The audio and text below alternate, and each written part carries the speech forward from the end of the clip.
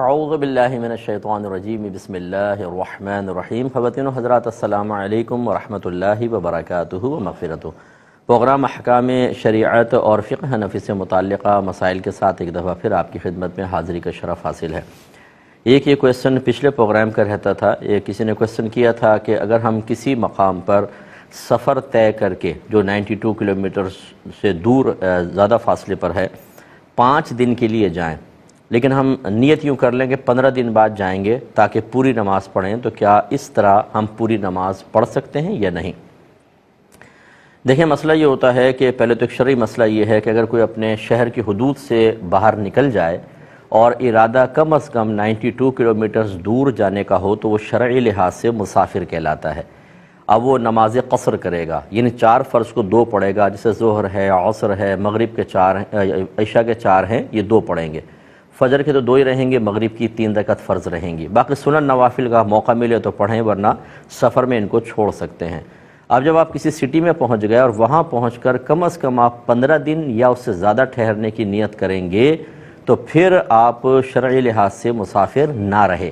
اب آپ پوری نماز پڑھیں گے، اور اگر 15 دن سے کم ٹھہرنے کی نیت ہے تو نماز قصر ہوگی، یعنی وہی جیسے آپ کو بتایا کہ آدھی نماز ہوگی.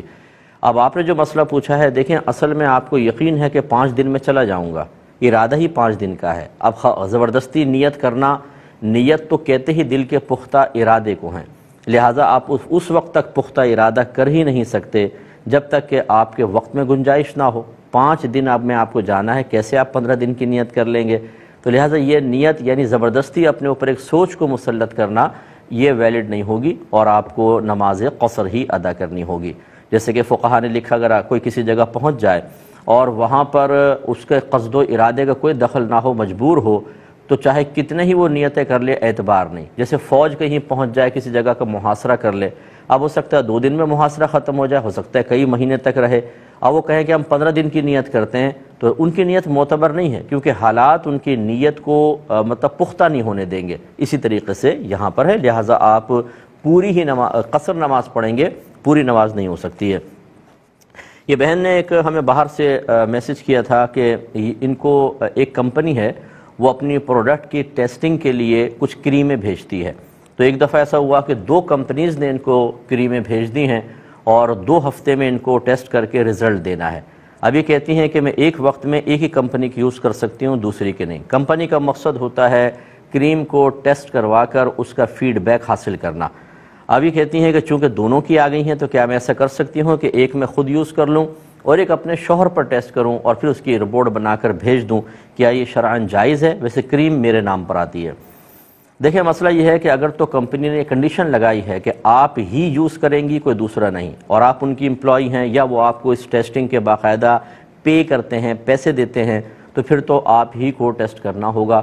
آپ ان سے ریکویسٹ کریں کہ بھئی میں تھوڑا مجبوری ہے، میں آپ کا ٹیسٹ اگلے ہفتے میں کر لوں گی، وہ راضی ہو جائیں تو ٹھیک. اگر شوہر سے کروا کر آپ فیڈ بیک دیں گی تو یہ صحیح نہیں ہوگا. اور اس میں یہ بھی مسئلہ ہے کہ اگر آپ فرض کر لیں کہ کمپنی سے نہیں کرتی اور شوہر پہ ٹیسٹ کرتی ہیں، دونوں کی اسکن میں زمین آسمان کا فرق ہوگا. کسی کی ڈرائی اسکن ہوتی ہے، کسی کی بہت چکنی ہوتی ہے، کسی کی آئلی اسکن ہوتی ہے. ان دونوں کا فیڈ بیک ایک جیسا نہیں آ سکتا ہے. ہو سکتا ہے آپ کا اور شوہر کی اسکن ایک جیسی ہو، رزلٹ ایک جیسا آ جائے، لیکن بہت ہی کم ہوتا ہے. تو آپ کیسے اس کا فیڈ بیک دے سکتے ہیں کہ کیا رزلٹ آیا؟ وہ آپ سے چاہتے ہیں اور آپ شوہر سے. تو لہٰذا جب آپ پیسے لیتے ہیں اور کوئی کام کی کنڈیشن لگا دیتا ہے کہ آپ ہی نے کرنا ہے، تو اس وقت تک آپ اجرت کے مستحق نہیں ہوں گے جب تک خود کام نہ کریں. اور اگر کمپنی کہتی ہے کہ ہمیں ٹیسٹ کا رزلٹ چاہیے، بس آپ کے ساتھ اس کو مقید نہیں کیا، کنڈیشنل وہ ٹیسٹنگ کے لیے نہیں کہتے ہیں، تو پھر آپ خود بھی کر سکتی ہیں اور اپنے شوہر سے بھی کروا سکتی ہیں، اور اس کے بعد آپ کے لیے اجرت بالکل صحیح رہے گی. ایک بھائی نے کویسچن کیا کہ تراویح رمضان آ رہا ہے تو کیا ہم تراویح کو چھوڑ کر اس کی جگہ قضا نمازیں ادا کر سکتے ہیں؟ دیکھیں، نہیں کر سکتے ہیں. اس کی وجہ یہ ہے کہ فقہا نے لکھا ہے کہ آپ نوافل اور سنت غیر موقدہ چھوڑ سکتے ہیں، اس کی جگہ قضا نماز ادا کریں، لیکن سنت موقدہ کا ترک منع کیا ہے. تو عصر سے پہلے کی 4 اور عشاء سے پہلے کی 4 سنتیں غیر موقدہ ہیں، یہ آپ چھوڑ سکتے ہیں. اور باقی نوافل جو نمازوں میں پڑھتے ہیں وہ چھوڑیں. باقی تمام نوافل جو عام نمازوں میں پڑھتے ہیں وہ یعنی جو سنتیں پڑھتے ہیں وہ سنت موقدہ ہیں. اسی طرح تراویح بھی سنت موقدہ ہے، تو لہٰذا جو ہم ظہر وغیرہ میں اور عشاء کے اندر سنت پڑھتے ہیں، فجر کی سنتیں ہیں، ان کو چھوڑ کے قضا نماز نہیں پڑھیں گے، اسی طرح تراویح کو چھوڑ کر قضا نماز ادا نہیں کریں گے۔ اور یہ جو نفس آپ کو مشورہ دے رہا ہے کہ تراویح چھوڑ دو، میں قضا میں تمہارے ساتھ تعاون کروں گا، آپ یہ دیکھیں گے آپ چھوڑ کر معاذ اللہ، میں تو نہیں کہہ رہا ہوں چھوڑیں، لیکن اگر آپ چھوڑ کر دیکھتے تو 2-3 دن تک وہ آپ کے ساتھ تعاون کرتا، بس اس کے بعد وہ نہ تراویح رہتی نہ قضا نماز، کیونکہ سست ترین ہے یہ نفس۔ بہت سے لوگ اسی لیے سنت غیر موقدہ چھوڑتے ہیں اور اب وہ قضا بھی نہیں پڑھ رہے۔ ان سے آپ پوچھ کر دیکھیے گا، یا وہ اپنے آپ سے پوچھیں اگر مجھے سن رہے ہیں تو، کہ انہوں نے جب یہ سنت غیر موقدہ چھوڑنے کا قصد و ارادہ کیا تھا تو یہی ارادہ کیا تھا کہ ان کی جگہ قضا نماز پڑھیں گے، لیکن اب نہ قضا رہی نہ سنت غیر موقدہ، اس لیے نفس کی چال میں نہ آئیں اور آپ تراویح ادا کریں، اور بعد میں رات میں جب آپ سحری کے لیے اٹھتے ہیں تو مطلب 2 رکعت تہجد پڑھ لیں نفل نماز، اور اس وقت قضا نماز پڑھیں، بڑی برکت بھی ہوگی۔ یہ کہتے ہیں کہ ہم دبئی میں ہیں، یہاں پر کہیں فریج رکھے ہوتے ہیں مختلف جگہ پر، اور اس میں پانی ہوتا ہے اور یہ عام لوگوں کے لیے رکھ دیے جاتے ہیں، اور اس پہ لکھا ہوتا ہے کہ یہ ثواب جاریہ کے لیے ہے، تو کیا ہم اس پانی کو پی سکتے ہیں؟ کویسچن یہ کر رہے ہیں، ان کے مقصد یہ تھا، انہوں نے بعد میں لکھا کہ ہم پانی خرید سکتے ہیں بازار سے، تو یہ کیا اس طرح کا پانی پھر ہم پی سکتے ہیں کہ نہیں؟ تو گویا کہ ان کے ذہن میں ایسا ہے کہ شاید یہ غریبوں کے لیے ہوگا، ان لوگوں کے لیے جو افورڈ نہیں کر سکتے ہیں، لہٰذا کیا ہم اگر لیں گے تو کسی غریب کا حق تو نہیں مار رہے؟ دیکھیں اس قسم کی جو سبیلیں بنی ہوتی ہیں، یا مسجد میں بعض اوقات کولر لگے ہوتے ہیں، یا اسی طرح جیسے آپ فریج بتا رہے ہیں، یہ لوگ اپنے ثواب کے لیے کرتے ہیں، اور ثواب میں پھر یہ نہیں دیکھا جاتا کہ وہ غریب پیے یا امیر پیے یا متوسط درجے کا پیے، کیونکہ پانی پینے پر ثواب ملتا ہے، پلانے پر ثواب ملتا ہے، یعنی وہ پیے گا تو آپ کو ثواب ملے گا، آپ پلا رہے ہیں آپ کو ثواب ملے گا، تو لہٰذا یہ بالکل عام لوگوں کے لیے ہوتا ہے، اس میں کوئی کنڈیشن نہیں ہوتی۔ ہاں اگر اس میں لکھا ہوتا صراحتاً یہ صرف غریبوں کے لیے ہے، یہ صرف ان کے لیے ہے جو پانی خرید نہیں سکتے ہیں، تو پھر تو آپ کے لیے شرعاً جائز نہیں تھا، لیکن جب ایسا کچھ نہیں لکھا تو ہمارا عرف ایسا ہی ہے کہ لوگ سب ہر طرح کا امیر غریب متوسط درجے کا وہ پانی پیتا ہے، لہٰذا آپ بھی پی سکتے ہیں۔ ایک یہ کہتے ہیں کہ میں پاکستان سے اٹلی واپس جا رہا تھا، جہاز میں تھا، تو ایئر ہوسٹس سے میں نے فارم فل کرنے کے لیے بال پین لیا اور پھر میں اس کو واپس کرنا بھول گیا، تو اس بال پوائنٹ کا میں کیا کروں، کیا حکم شرع ہوگا؟ دیکھیں آپ اس کو رکھ سکتے ہیں، وہ ویسے بھی ایک معمولی سی قیمت کا ہوتا ہے، کوئی اتنا زیادہ نہیں ہوتا ہے، اور اس قسم کی چیزیں جو ہیں وہ اگر آپ بھول کر لے بھی گئے، اب کہاں وہ واپس کریں گے اور کیا، تو یہ آپ یوز کر لیں، انشاءاللہ آپ پر آخرت کے سلسلے میں کوئی وبال نہیں ہوگا۔ ہاں جان بوجھ کر رکھ لینا یہ مناسب نہیں تھا کہ آپ وہ پین کو چھپا کر لے کر نکلیں، یہ تاکہ ان کو یہ پھر ایک قصد و ارادہ چوری کا سا ہو جاتا ہے، لیکن اگر آپ بھول گئے ہیں تو بس اس کو آپ استعمال کر سکتے ہیں۔ ایک بھائی نے کویسچن کیا تھا کہ میں نے منت کا روزہ مانا تھا کسی حاجت کی وجہ سے، حاجت پوری ہو گئی تو میں نے 2 دن تک روزہ نہیں رکھا، اس کے بعد رکھا، تو یہ تاخیر کرنے سے کوئی وبال تو نہیں ہوگا؟ جواب دیتا ہوں، پہلے کالر ہمارے ساتھ ہیں۔ السلام علیکم۔ السلام علیکم۔ وعلیکم السلام۔ مفتی صاحب، پہلا سوال یہ ہے کہ ایک شخص نے دوسرے شخص کی پٹائی کی تو دوسرے نے کہا کہ یہ اللہ نے کروائی ہے، تمہاری پٹائی کیا اس طرح کے جملے کہے جا سکتے ہیں؟ ٹھیک ہے۔ اور دوسرا سوال یہ ہے کہ دین کی خدمت گناہ کے ذریعے کرنا کیسا ہے کہ ایک شخص نے مسجد میں سود کے پیسے دے دیے، اس کو منع کیا جائے، کہتے اور لوگ بھی تو ہیلپ کرتے ہیں، ہم نے کہا تو کیا ہو گیا؟ چلیں۔ اور میرا لاسٹ کوسچن یہ ہے کہ اگر چھوٹی چھوٹی باتوں پر بہت ناراض ہو جاتے ہیں اولاد سے، اولاد کو کیا کرنا چاہیے، اس حوالے سے رہنمائی فرمائیے گا۔ ماں باپ اگر ناراض ہو جائیں تو؟ ہاں جی، چھوٹی چھوٹی بات پہ جیسے ٹینشن ہوتی ہیں، چھوٹی چھوٹی باتوں پہ بچوں سے خفا رہتے ہیں، تو پھر چلے میں انشاءاللہ عرض کرتا ہوں۔ ایک اور کالر ہیں۔ السلام علیکم۔ السلام علیکم ورحمۃ اللہ۔ وعلیکم السلام۔ جی مفتی صاحب، میرا پہلا کوشچن یہ ہے، کیا مکروہ اوقات میں اور عصر کے فرائض ادا کرنے کے بعد سجدے تلاوت یا سجدے شکر وغیرہ ادا کر سکتے ہیں؟ اور عصر کے فرائض ادا کرنے کے بعد واجب العیادت سنن یا نوافل پڑھ سکتے ہیں؟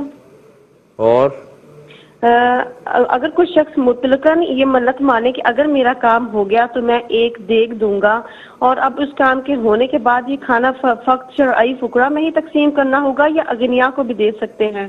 اور کیا وہ شخص خود اور اس کے گھر والے بھی کھا سکتے ہیں یا نہیں؟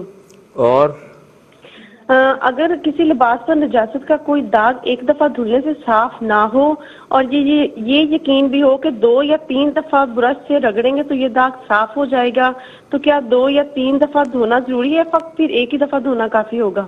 اور یہ لاسٹ کوشچن یہ ہے کہ اگر جاندار کی تصویر والا لباس پہنے کوئی بچہ کسی نمازی کے سامنے آ جائے تو نماز کے فساد کا کیا حکم ہوگا؟ اور لاسٹ یہ ہے کہ اگر کوئی شخص سفر میں لاسٹ تو پہلے ہی بول دیا تھا آپ نے، پھر لاسٹ چلے ایک رہ گیا بس. اگر کوئی شخص سفر میں بھول کر 4 رکعت فرض کی نیت سے نماز شروع کر دے اور پھر اسے نماز کے دوران یاد آ جائے کہ اس نے تو قصر پڑھنی تھی، تو کیا اب وہ نماز کو توڑ کر ادا کرے گا یا جاری رکھے گا؟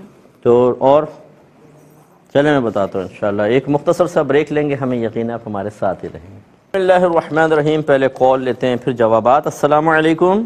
السلام علیکم مفتی صاحب. وعلیکم السلام. جی میرے خالو ہیں، ان کی میرے خالو فوت ہو گئے ہیں، وہ ان کی 2 دکانیں اور 1 مکان ہے. جو بڑے بھائی ہیں نا وہ مطلب ان کے 5 بیٹیاں 3 بیٹے تھے. جو بڑا بیٹا ہے نا وہ اپنے باپ کے ساتھ 30 سال کام کیے انہوں نے. تو وہ نا وہ کہتے ہیں کہ ان کی بہنیں اور بھائی کہتے ہیں کہ دکانیں، میرے بہن بھائی کہتے ہیں کہ میں نے نا دکان اور مکان میں حصہ دے دیتے ہیں بہن بھائیوں کو. وہ کہتے ہیں کہ میں نا جو کاروبار ہے نا اس میں بھی حصہ لیں گے. وہ میرے بہن بھائی کہتے ہیں کہ میں نے نا اپنے بہنوں اور بھائیوں کا اپنے باپ کے ساتھ کاروبار میں مل کے نا شادی کی تھی. چلے میں بتاتا ہوں انشاءاللہ، میں بتاتا ہوں بس ٹھیک ہے، میں انشاءاللہ عرض کرتا ہوں. تو ایک منت کا کویسچن تھا، اس کا ہم نے آپ کو سوال تو ذکر کیا کہ کسی نے منت مانی کہ میرا یہ کام ہو گیا تو میں روزہ رکھوں گا. اب کام ہو گیا تو 2 دن تک انہوں نے روزہ نہیں رکھا، اس کے بعد رکھا ہے، تو کہتے ہیں اس تاخیر سے کوئی مسئلہ تو نہیں ہوا؟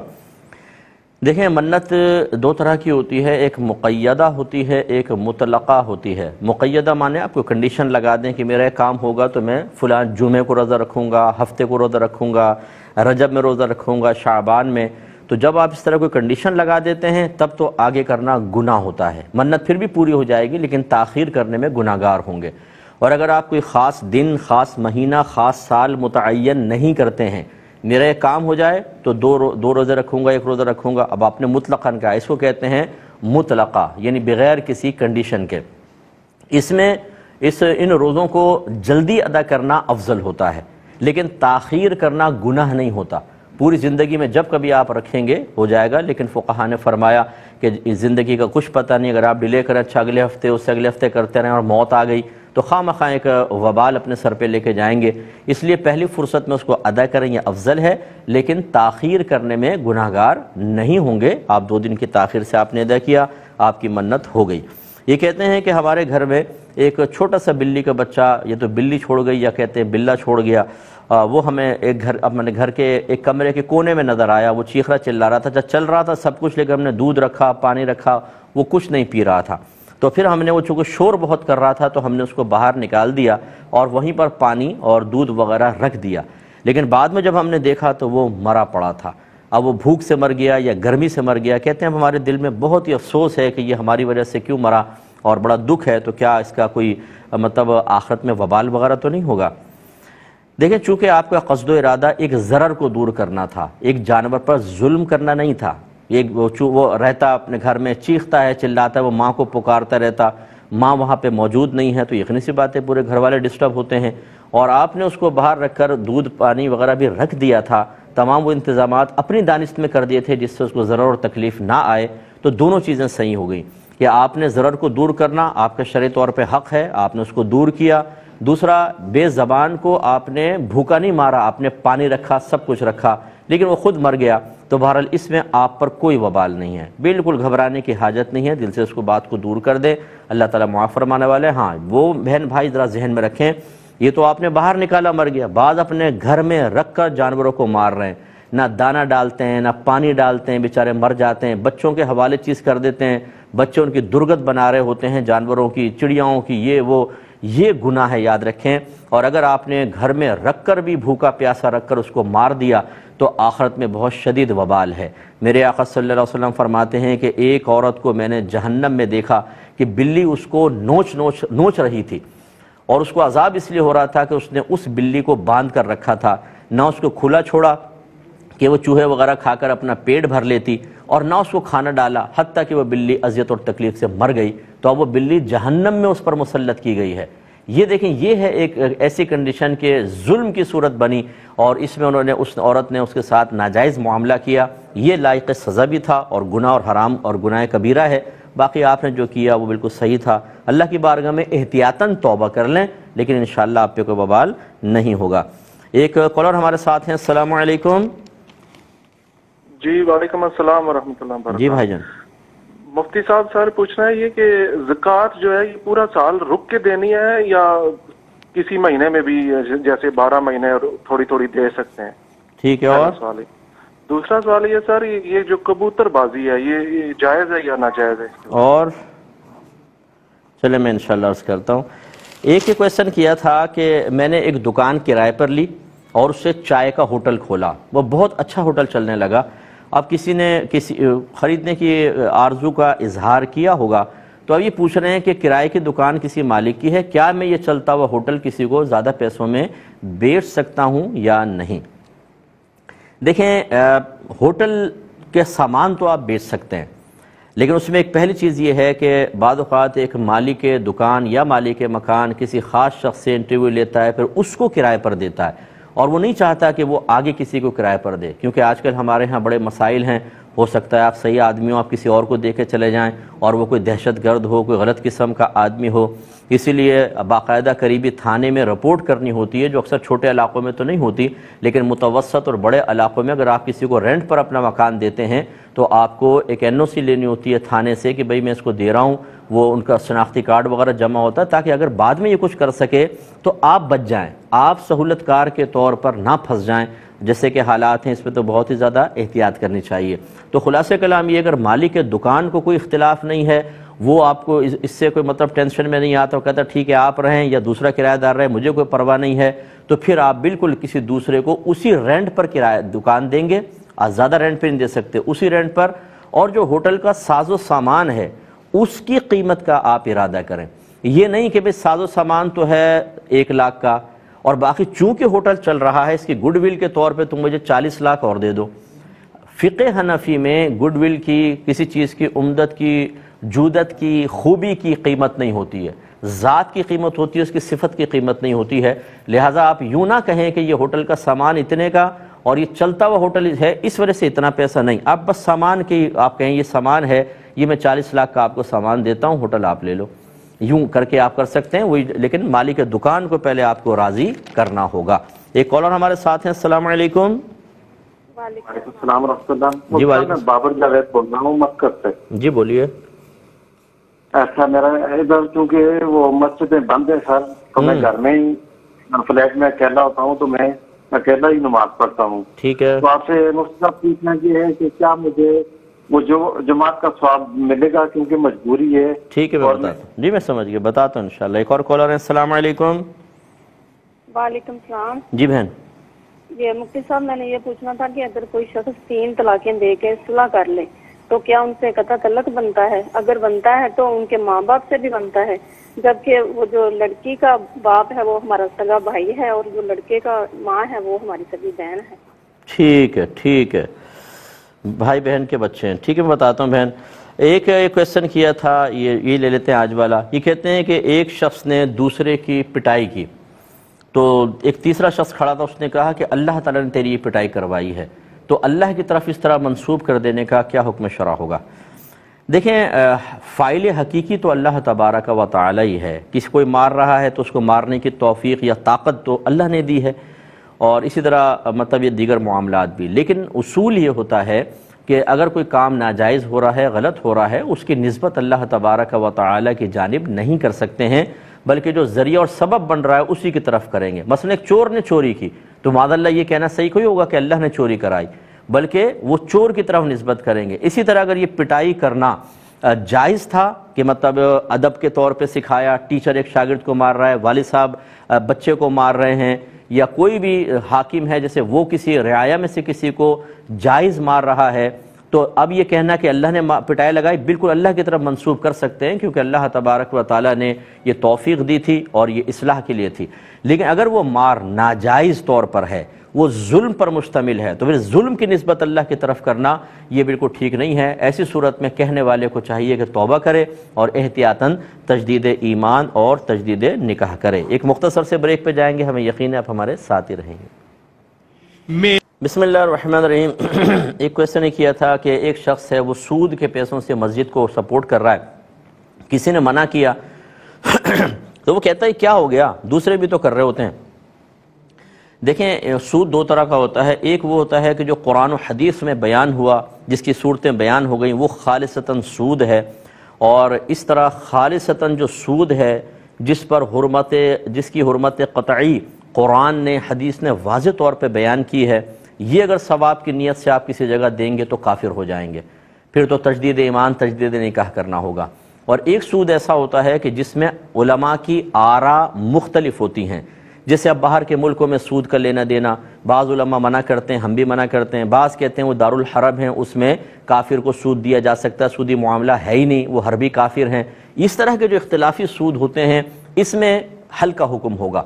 اگر وہ کسی عالم یا مفتی صاحب سے معلوم کر کے مسجد کی امداد کر رہا ہے تو پھر تو کوئی مسئلہ نہیں ہے. فَاسْأَلُوا أَهْلَ الذِّكْرِ إِن كُنتُمْ لَا تَعْلَمُونَ, اگر تم نہیں جانتے تو اہل علم سے کویسچن کرو. اور اس نے یہ شرعی ریکوائرمنٹ پوری کی ہے, وہ کسی مفتی صاحب سے پوچھ کر دے رہا ہے, تو اب وہ کہتا ہے کہ میں نے دیا تو کیا مسئلہ ہے.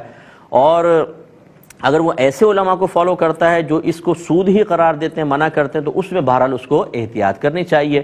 اب اگر وہ دے گا تو ہم کہیں گے احتیاطاً آپ تجدید ایمان تجدید نکاح کریں. لیکن جہاں سود کا متحقق ہونا تمام علماء کے نزدیک مسلم ہے, وہ حرام قطعی ہے, وہاں پہ کسی کو اختلاف نہیں ہوگا کہ جیسی یہ ثواب کی نیت سے دے گا یہ دائرہ اسلام سے خارج ہوگا اور اس کو لازم تجدید ایمان اور تجدید نکاح کرنا ہوگا. لیکن بہرحال جب کوئی سمجھائے تو اس طرح دیدہ دلیری کے ساتھ کہنا کہ جی سبھی تو کر رہے ہیں میں کیوں رکوں, یہ غلط چیز ہوتی ہے. اس میں بعض اوقات پہلے حکم ہلکا ہوتا ہے, لیکن اس ضد, اس ہٹ دھرمی اور سرکشی اور بغاوت کا نتیجہ بعض اوقات یہ ہوتا ہے کہ جو نہیں ہو رہا ہوتا وہ ہو جاتا ہے, سخت حکم لگ جاتا ہے اور انسان دائرہ اسلام سے خارج ہوتا ہے. اس لیے میں بھائی بہنوں سے گزارش کروں گا اگر کوئی دینی لحاظ سے سمجھائے تو نرم رویے سے ہی جواب دیں, سختی نہ کریں.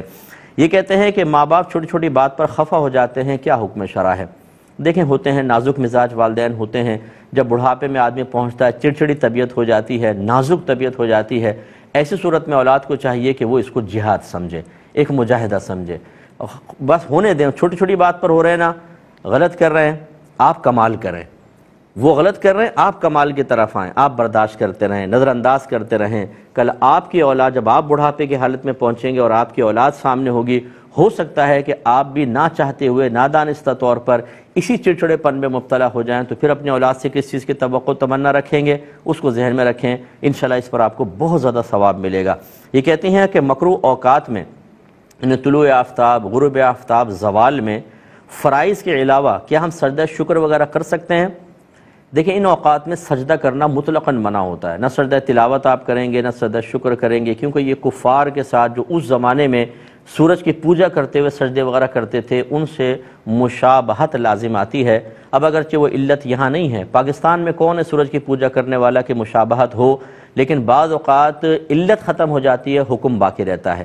جیسے ہم طواف میں رمل کرتے ہیں, 3 چکر ذرا اکڑ کے کرتے ہیں, حالانکہ اس کی اصل مسئلہ کیا تھا؟ جب نبی کریم صلی اللہ علیہ وسلم صلح حدیبیہ کے بعد اگلے سال عمرہ کرنے گئے تو کفار یہ کہہ رہے تھے کہ یہ جو جتنے ہجرت کر کے گئے ہیں مدینے کی وبا, مدینے کی فضا ان کے لیے سازگار نہیں ہے, تو یہ کمزور لوگ ہیں, ہم سے کیا مقابلہ کریں گے.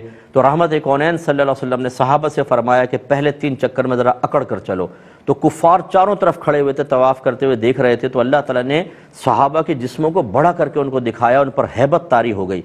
اب آج اگر آپ جا کر رمل کرتے ہیں, کون سے کافر ہیں اطراف میں, علت ختم ہے, حکم اب بھی باقی ہے. تو یوں بعض اوقات علت ختم ہو جاتی ہے, حکم باقی ہوتا ہے, تو ان 3 اوقات میں اب بھی سجدہ وغیرہ نہیں کر سکتے ہیں. یہ کہتے ہیں کہ کیا عصر کی نماز کے بعد اگر واجب الادا سنن یا نوافل ہوں, یعنی کہ ان میں واجب ترک ہو گیا تھا, سجدہ صاحب سے تدارک نہیں ہو سکتا تھا, یا ہو سکتا تھا سجدہ صاحب ہی بھول گئے, تو ان واجب الادا سنن نوافل کو ادا کر سکتے ہیں؟ تو جی ہاں بالکل کر سکتے ہیں. یہ ویسے تو سنن نوافل ہے لیکن کا ادا کرنا واجب ہے, تو تنہائی کے اندر کریں. اور بعض اس کو منع کرتے ہیں کہ نہیں, یہ چونکہ اصلاً ان کی ادائیگی واجب تھی, اصلاً تو سنن نوافل ہیں اور عصر کی نماز کے بعد نوافل جائز نہیں, تو اس لیے. اور جہاں علماء کا اختلاف ہو وہاں پر ناجائز اور حرام سے بچنا افضل ہوتا ہے, لہٰذا ان نوافل وغیرہ کو ادا نہ کیا جائے. یہ کہتی ہیں کسی نے منت مانی کہ میں یہ کام ہو جائے تو ایک دیگ کھلاؤں گی, تو اب وہ کام ہو گیا, تو کیا یہ فقراء کو کھلائیں گے؟ اغنیاء کھا سکتے ہیں کہ نہیں؟ غنی لوگ اور خود کھا سکتا ہے, گھر والوں کو کھلا سکتا ہے کہ نہیں؟ دیکھیں اس میں افضل اور اولا یہ ہے کہ منت چونکہ یہ جب پوری ہو جاتی ہے تو یہ صدقات واجبہ میں گویا کہ آ جاتی ہے، تو بہتر یہ ہے کہ غربا میں تقسیم کیا جائے، خود نہ کھائیں، گھر والوں کو نہ کھلائیں۔ ہاں گھر میں کوئی فقیر ہے تو ٹھیک ہے، شرعی فقیر ہے تو، لیکن غنی نہ کھائے، خود نہ کھائیں، یہ فقراء میں ہی تقسیم کرنی چاہیے۔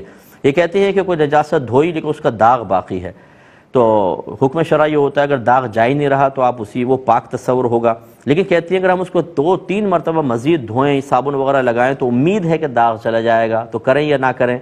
دیکھیں دونوں صورتیں ہیں، جب آپ نے اچھی طرح اس کو دھو لیا، داغ نہیں جا رہا، آپ کے حق میں وہ پاک ہے۔ اب مزید نظافت حاصل کرنا چاہیں اور دھونا چاہیں صابن لگا کر تو دھو لیں، اس صورت میں بھی جائز تھا، اس صورت میں زیادہ افضل ہے تو آپ کر سکتے ہیں، نہ کریں تو کوئی مسئلہ نہیں ہے۔ یہ کہتے ہیں کوئی نماز پڑھ رہا تھا، ایک بچہ تصویر والے کپڑے پہن کر سامنے آ گیا اور کھڑا ہو گیا، کیا حکم شرع ہوگا؟ اس نماز کو آپ دوبارہ لوٹائیں، اگر وہ تصویر بڑی تھی تو سامنے تصویر آ گئی، اگرچہ آپ کا قصور نہیں تھا، لیکن اس نماز کو لوٹائیں، اور اس سے پھر آپ کو یہ درس حاصل ہوگا، عبرت بھی حاصل ہوگی، ایک نصیحت حاصل ہوگی کہ بچوں کو تصویر والے کپڑے حتی الامکان نہیں پہنانے چاہیے۔ یہ کہتی ہے کہ قصر نماز ادا کرنی تھی، 4 فرائض سٹارٹ کر دیے تو کیا حکم ہوگا؟ دیکھیں آپ نماز نہ توڑیں، آپ 4 ہی پورے کر لیں، 2 آپ کی قصر ہو جائیں گی اور 2 نوافل میں شمار ہوں گی، اور چونکہ بھولے سے شروع ہوا انشاءاللہ آپ گناہگار بھی نہیں ہوں گے۔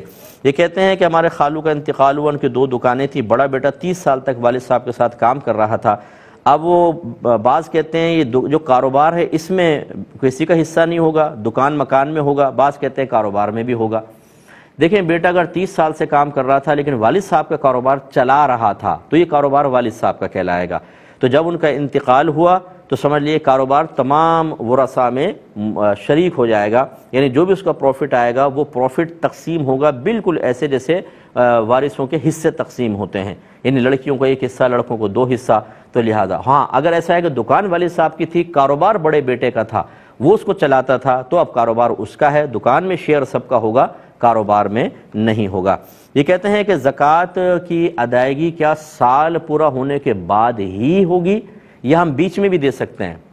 دیکھیں بیچ میں بھی آپ دے سکتے ہیں، زکوٰۃ کے نیت سے اس کو شمار کرتے رہیں، پھر سال کے آخر میں آپ زکوٰۃ کا حساب کریں، پھر یہ دیکھیں جو شروع میں بیچ میں آپ دے چکے ہیں اگر وہ اور جو جتنی سال کے آخر میں زکوٰۃ بن رہی ہے برابر ہے تو نہ لینا نہ دینا۔